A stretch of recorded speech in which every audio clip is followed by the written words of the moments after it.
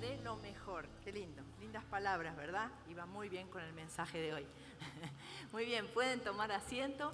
Y para los niños están las clases especiales para ellos. Pueden ir atrás y los van a guiar al edificio los maestros. Así que este es un tiempo especial para los niños también.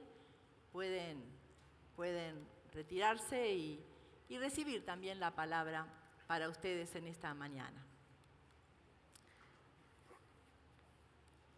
Muy bien. Damos gracias a Dios por este tiempo, gracias a Dios por su palabra y pedimos que su palabra hable a nuestros corazones, que Dios me use para compartir este tiempo la palabra para ustedes. Saben que hoy le puse al sermón el título, cueste lo que cueste. ¿Han escuchado esa expresión? Cueste lo que cueste. Es una frase que quiere decir, haría lo que sea o voy a hacer lo que sea por obtener eso, ¿verdad? Entonces, acabaré mi carrera, cueste lo que cueste. Debemos mantener el sistema, cueste lo que cueste. Debemos evitar que esto ocurra, cueste lo que cueste. Debemos seguir adelante, cueste lo que cueste. ¿Alguna vez usó esta frase? Haga un poquito de memoria. ¿Alguna vez la usó? ¿La usó con respecto a Jesús? Cuando se convirtió, cuando se bautizó, cuando consagró su vida a Dios. Usó la frase, seré fiel hasta el final, cueste lo que cueste. Es una frase muy significativa y a veces nos cuesta aplicarla. Pero en el tiempo de hoy, nosotros vemos diferentes iglesias, diferentes formas de predicar el Evangelio. Tenemos iglesias grandes, pequeñas, tecnológicas, sencillas, de campo, de ciudad. Hay diferentes iglesias y a veces nosotros juzgamos las iglesias. Esta iglesia es buena, esa iglesia es mala, aquella está re bien, esta está re mal, ¿verdad? Y nosotros nos ponemos a juzgar las iglesias. Pero lo que tenemos que entender es que, como decía Jesús, de una o de otra manera, el mensaje se proclama.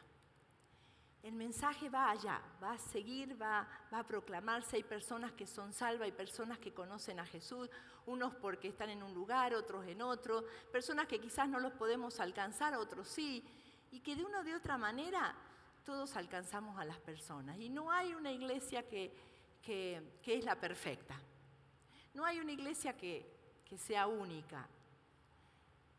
La iglesia es la iglesia de Jesús y proclamamos el mensaje y damos el mensaje y apelamos a que las personas se acerquen a Él.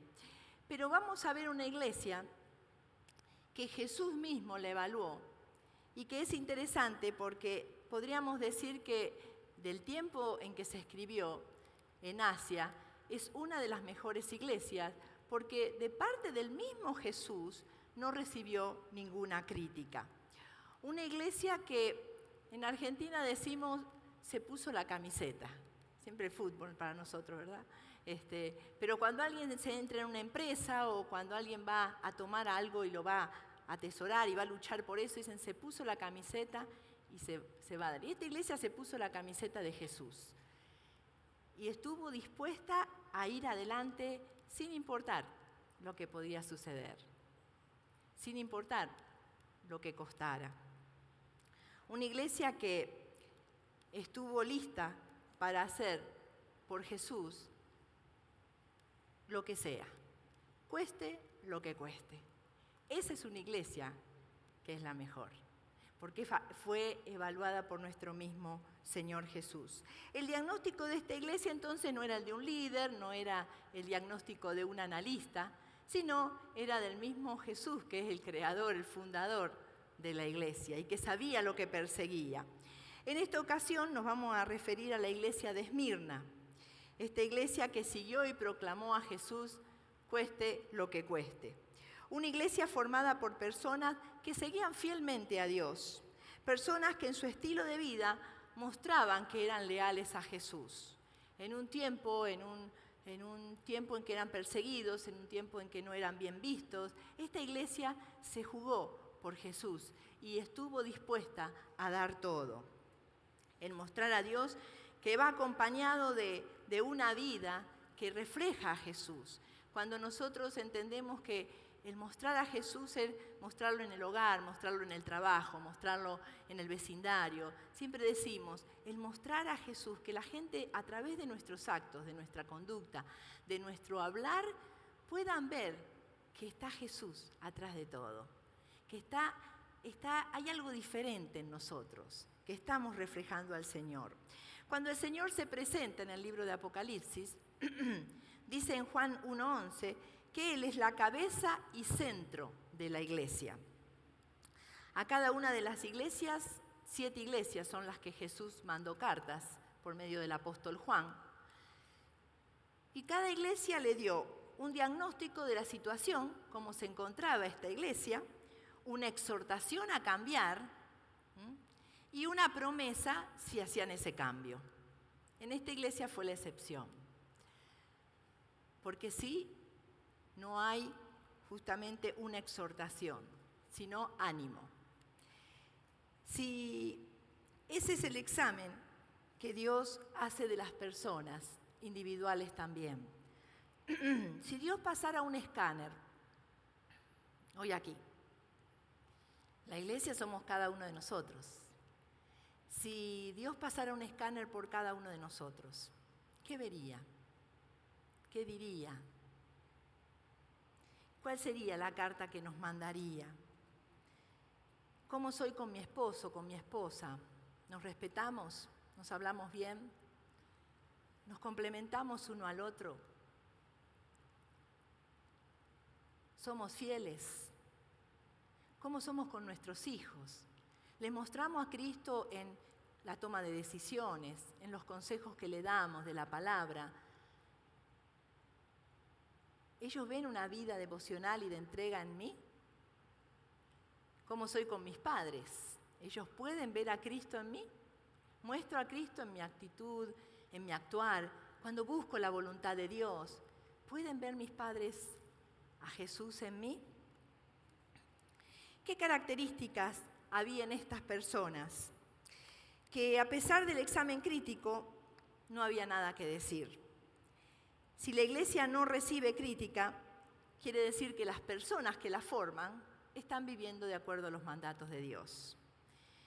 Y cuidado, una cosa es que lo diga una persona, y como les decía antes, muy diferente es que el Cristo mismo, que nos puede ver como somos, por el derecho y por el revés, lo diga. Nuestra observación puede ser objetiva. ¿Vieron que a veces uno está hablando con alguien y le dice, sí, conocí a tal persona, qué linda persona, qué lindo trato tiene? Y ya uno ve que el otro se le va desfigurando la cara, ¿no? Algo conoce que nosotros no conocemos. Y uno hasta tiene miedo de seguir hablando, ¿verdad? Porque dice, entonces ve que el otro dice, bueno, buena persona. Entonces, bueno, mejor ahí paramos la conversación para no pecar. ¿Pero por qué? Porque nosotros a veces conocemos una faceta de la persona y la otra conoce otra. Pero cuando es Cristo, eso es lo lindo, que Cristo nos conoce tal cual somos. Con Él no podemos engañarlo, Él es Él y Él sabe quiénes somos nosotros. Entonces, esto es lo bueno y esto es que lo lindo, es que la opinión esta se la formó el mismo Jesús.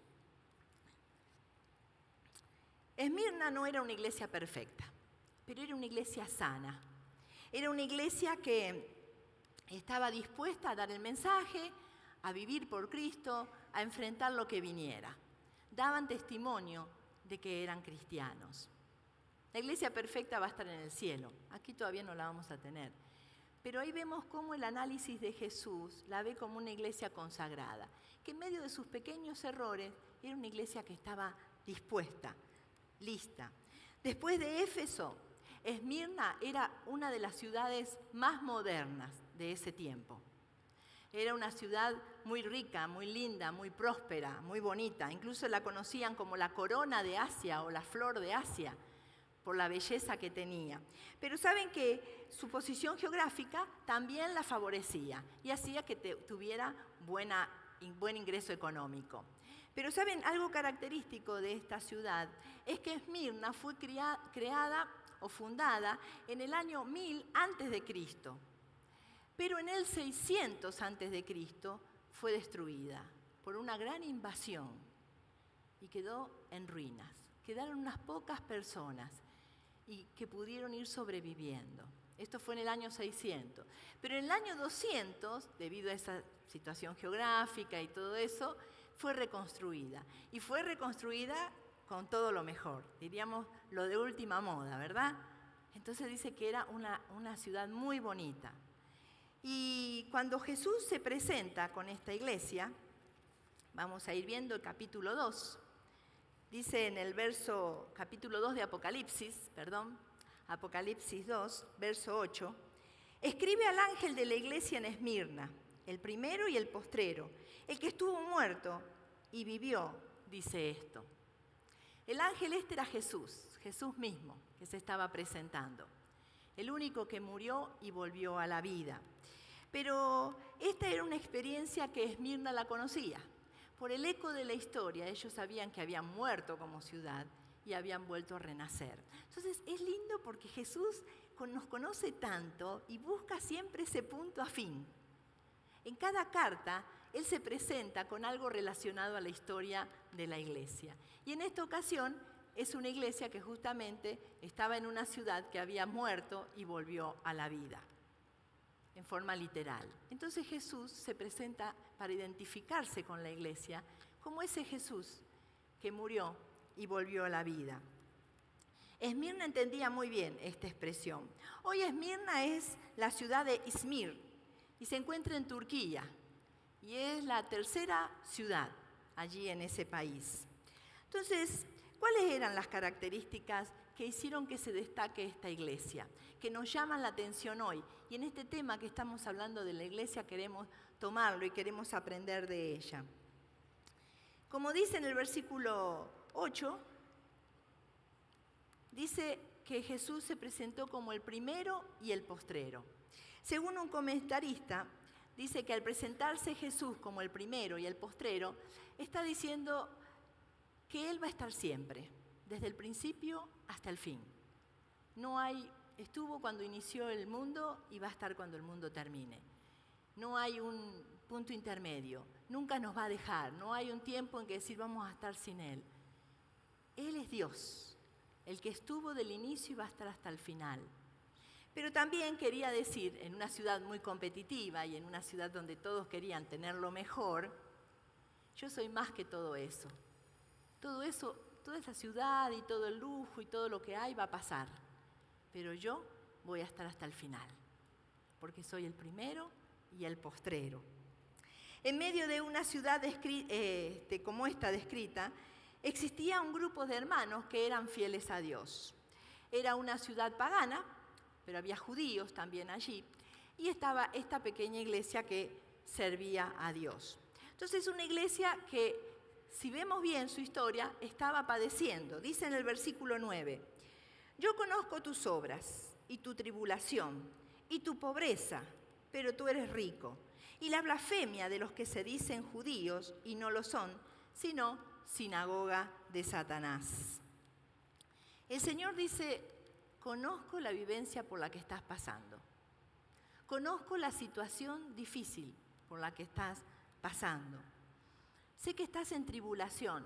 Cuando nosotros analizamos la palabra tribulación, que es muy usada por los cristianos, pero en el mundo a veces secular no se conoce mucho, pero es una palabra que justamente viene del oriente y viene de la palabra tribulón. Y saben que el tribulón era una gran piedra donde se ponían las semillas y con otra piedra lisa se apretaban los granos hasta que sacaban polvo. Duro, ¿eh? Había que estar ahí. Ponían las semillas, los granos, y con esa piedra le daban y le daban y le daban hasta que la hacían polvo. Ese era el tribulón. Y de ahí viene la palabra tribulación.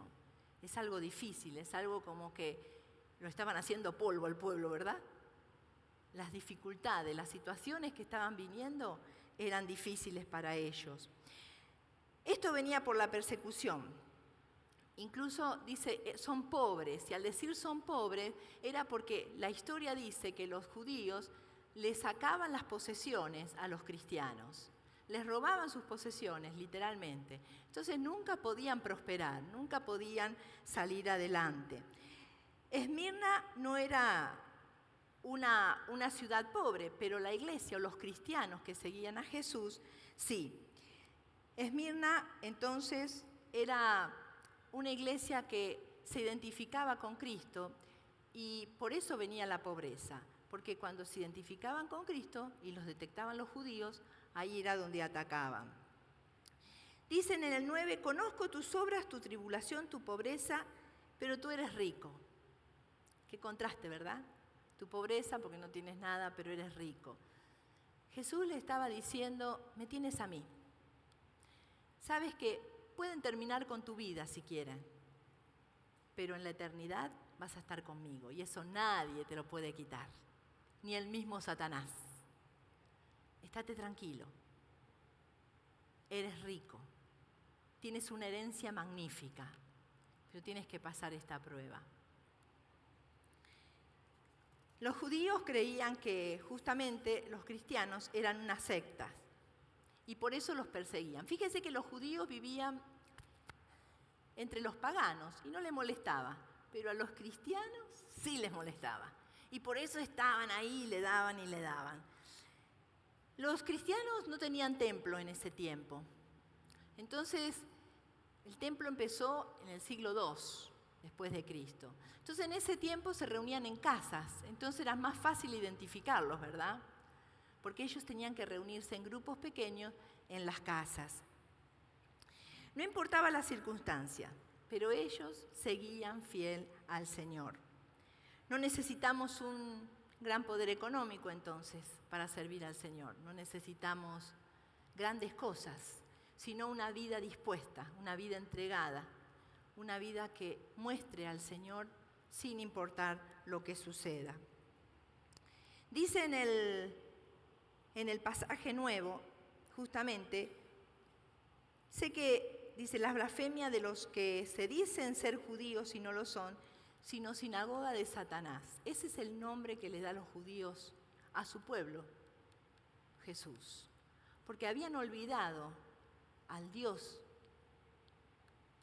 que los había llamado a formar una nación santa, a bendecir a otros, y estaban siendo los que justamente molestaban a los que traían la salvación. No entendían, pero molestaban, y ahí estaban. Y sigue en el versículo 10, dice, no temas en nada lo que vas a padecer. He aquí, el diablo echará a alguno de vosotros a la cárcel para que seáis probado y tendréis tribulación, o sea, más, por 10 días. Sé fiel hasta la muerte y yo te daré la corona de la vida. No temas. Miren, cuando Dios dice no temas hay que prepararse, porque viene algo difícil. Cuando leemos un no temas y es para nosotros, agárrense, ¿verdad?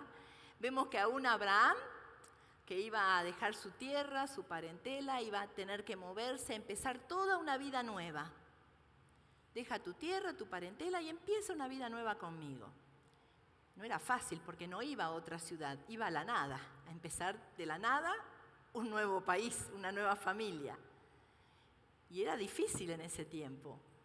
Y Dios le dice, no temas, Abraham. Iba a ser difícil. Y Dios sabía que el miedo podía estar apoderándose de él. Por eso le dice eso. Él nos conoce. Él sabe. Y por eso dice, no temas. También se lo dijo a Josué. Josué, cuando Josué estaba con Moisés, Moisés murió y Josué era el que iba a ir a la conquista del pueblo de la nueva tierra prometida. Era este Josué, el que iba a dirigir todo un pueblo. Yo me imagino el terror de Josué al encontrarse en esa situación. A Moisés le hacían problema, me imagino conmigo, va a decir Josué, ¿no? Pero Dios le dice, no temas, estoy contigo. Es difícil, pero no temas, allí estoy yo. Se lo dijo a los profetas que iban a dar la palabra de Dios al pueblo, que el pueblo no quería oír y que lo terminaban matando a sus profetas. Dios los enviaba, vayan, digan la palabra, no teman. Es bravo el no teman cuando viene de Dios. Y a esta iglesia justamente, que ya estaba pasando por circunstancias difíciles, le dice, no tema. Uno esperaría que el Señor le dijera, tranquilo, se van a morir los otros, ¿verdad? Ahora viene lo peor para los judíos. Uno esperaría eso. Pero no, no teman, va a venir tiempo más difícil. No era que Dios o Jesús estaban queriendo que este pueblo padeciese algo, sino que el mismo mundo contaminado por el pecado los llevaba a vivir esas situaciones.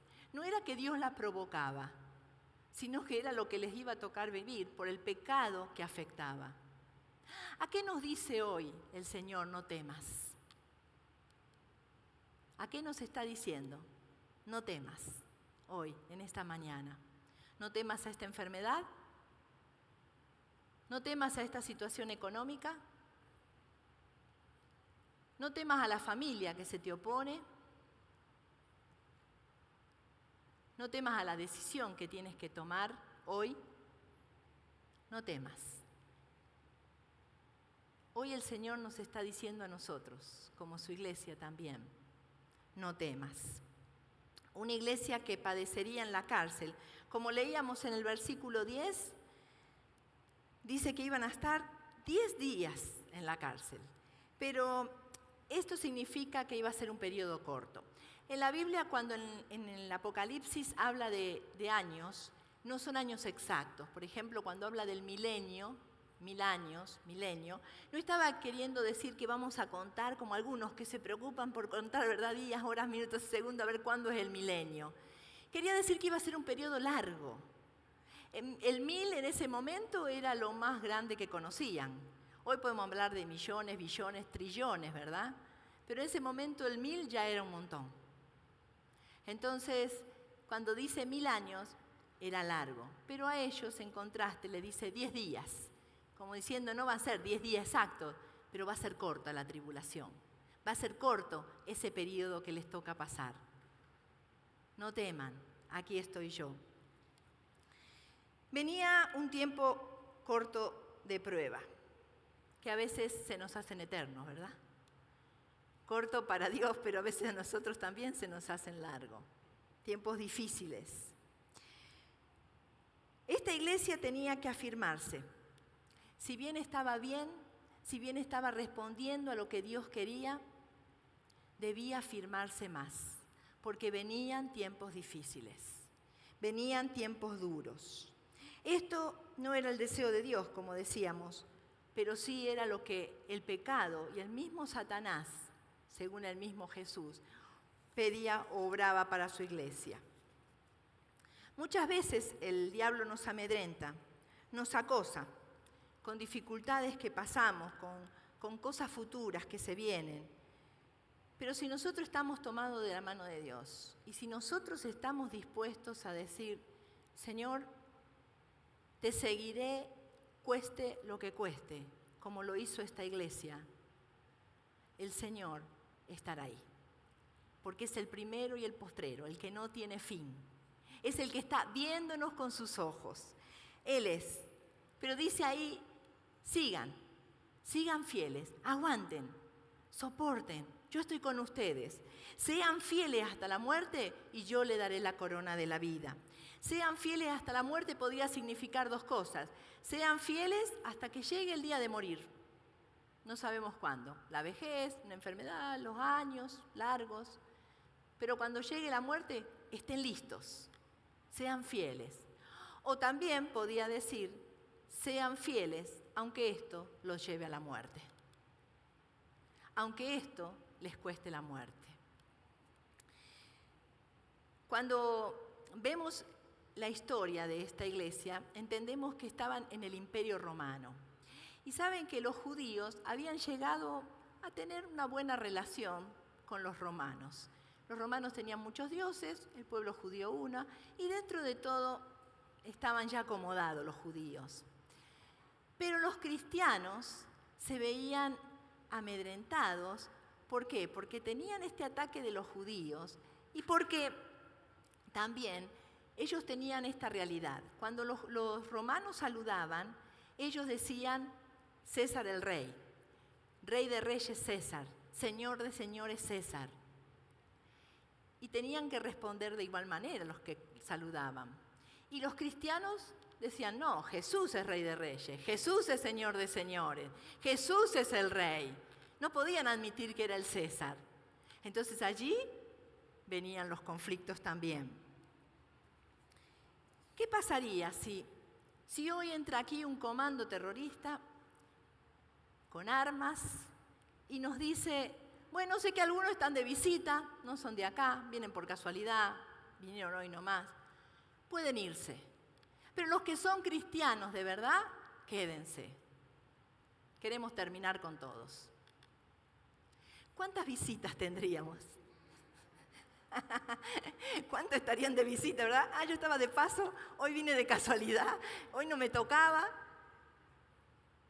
¿Cuántos haríamos así? ¿Y cuánto nos quedaríamos? ¿Quedaría alguien?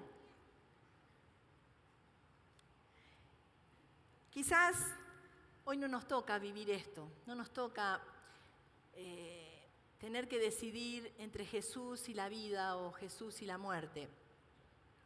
Pero sí hay otras cosas que nos tocan. Quizás estamos en un cargo político, público, donde podemos marcar la diferencia y no lo hacemos. Quizás en nuestro mismo trabajo, que hay corrupción, podemos marcar la diferencia y no lo hacemos. En nuestro hogar, en la iglesia, cueste lo que cueste. ¿Qué significa para usted cueste lo que cueste? Una vez una amiga le pregunté, ¿por qué no estás viniendo a la iglesia? Uy, qué pereza madrugar, me dijo. Ah, bueno, qué pereza madrugar, cueste lo que cueste. Ni quiero pensar si le ponen un arma acá, porque si ni por madrugar hace algo, entonces menos va a poder seguir al Señor con un arma apuntando, ¿verdad? A veces ese cueste lo que cueste no es tan grande. Es madrugar los domingos, es asumir un compromiso por un año o unos meses, es dejar la comodidad para servir. Cueste lo que cueste, a veces es más sencillo que lo que se le exigía a la iglesia de Esmirna. ¿Qué tan dispuestos estamos a ese cueste lo que cueste? Evaluemos, ¿qué nos impide servir? Y pongámoslo en la balanza. Evaluemos qué nos impide hablar a otro, invitar a otro, compartir con otro el Evangelio. No nos van a matar. Ese cueste lo que cueste, quizás nos deje de saludar, quizás la persona nos esquive, pero ahí se termina todo. Y no lo hacemos. No lo hacemos. ¿Qué es el cueste lo que cueste que tengo que hoy poner en las manos de Dios? Dice el versículo 11, el que tiene oídos, oiga lo que el Espíritu dice a las iglesias. El que venciere no sufrirá daño de la segunda muerte. El que necesita aprender, aprenda, dice. Hay un dicho, ¿no? Al que le cae el guante, que se lo plante. ¿Qué nos está diciendo a nosotros? Al que quiere oír, al que esté dispuesto, al que no vino de vacaciones, de turismo o a pasear, al que vino a escuchar la voz de Dios y tomó algo, pónganlo en práctica. Y dice, y a los que hagan esto, no verán la muerte segunda. La muerte primera es la que vamos a pasar todos. Irremediablemente todos vamos a morir. Pero la segunda muerte, la que definirá nuestra eternidad, cielo o infierno, esa es nuestra decisión. Esa es nuestra escogencia. Quizás yo termino el mensaje hoy y quiero dejarles esta frase. Sé fiel, cueste lo que cueste, y yo te daré la corona de la vida. ¿Qué me cuesta hoy? Oremos. Querido Dios y Padre, te damos gracias, Señor, por tu palabra. Gracias por esta iglesia fiel que quedó registrada en tu libro y que nos alienta, nos anima. Gracias, Señor. Gracias, Padre. Gracias por ese no temas, que nos advierte de lo que vendrá, pero también nos dice que tú estás allí, que estamos en tus manos, que tú tienes el control de lo que sucede. Gracias, Dios. Gracias, Señor.